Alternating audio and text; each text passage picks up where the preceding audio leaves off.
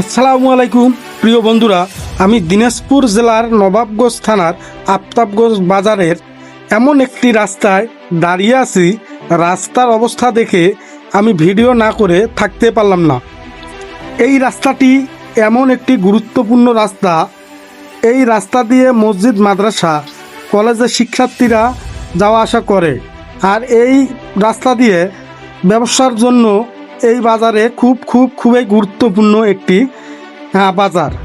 রাস্তাটি এমন একটি গুরুত্বপূর্ণ, যেমন গরু, ছাগল, কাঁচা বাজার কেনাকাটার জন্য আমাদের এই বাজারে আসতে হয়। কিন্তু এই যে রাস্তাঘাটের যে ভয়ানক অবস্থা, বন্ধুরা, এই অবস্থা দেখে যে কোনো মুহূর্তে, যে কোনো সময় ভয়ানক একটা দুর্ঘটনার শিকার হতে পারে। কারণ রাস্তার যে অবস্থা, যে কোনো মুহূর্তে দুর্ঘটনা ঘটতে পারে। তো বন্ধুরা, আপনারা ভিডিওটি দেখতে থাকুন। আমি ভিডিওটি করতেছি আফতাবগঞ্জ টু ফুলবাড়ির উদ্দেশ্যে। কারণ এই রাস্তাটি আফতাবগঞ্জ থেকে ফুলবাড়ি পর্যন্ত সরাসরি যোগাযোগ। আফতাবগঞ্জ, ফুলবাড়ি, স্বপ্নপুরী, নবাবগঞ্জ, মধ্যপাড়া, এই রাস্তাটা সব জায়গায় চলাফেরা করে। আর এলাকাবাসীর বিশেষ করে 50টি গ্রামেরও বেশি হবে এই আফতাবগঞ্জ বাজারে এই একটি রাস্তা দিয়ে যাওয়া আসা করে। অথচ রাস্তার যে ভয়ানক অবস্থাটা আপনারা দেখতেই পাচ্ছেন। মানুষ কত কষ্ট করে, এই যে বাচ্চাগুলো সাইকেল নিয়ে যাচ্ছে, কত রিস্ক নিয়ে এই রাস্তার মধ্যে।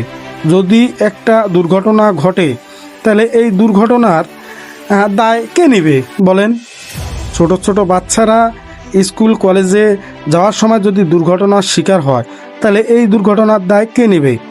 তো আমি বিশেষভাবে আমাদের জাহিদ স্যার মন্ত্রী, আমি বিশেষভাবে বলতেছি, স্যার, আপনি আমাদের এই রাস্তাটার দিকে একটু নজর রাখবেন, যেন আপনারা সবাই এই রাস্তাটা দিয়ে সুন্দরভাবে, সুন্দর পরিবেশে আমরা এই আফতাবগঞ্জ বাজারে যাইতে পারি।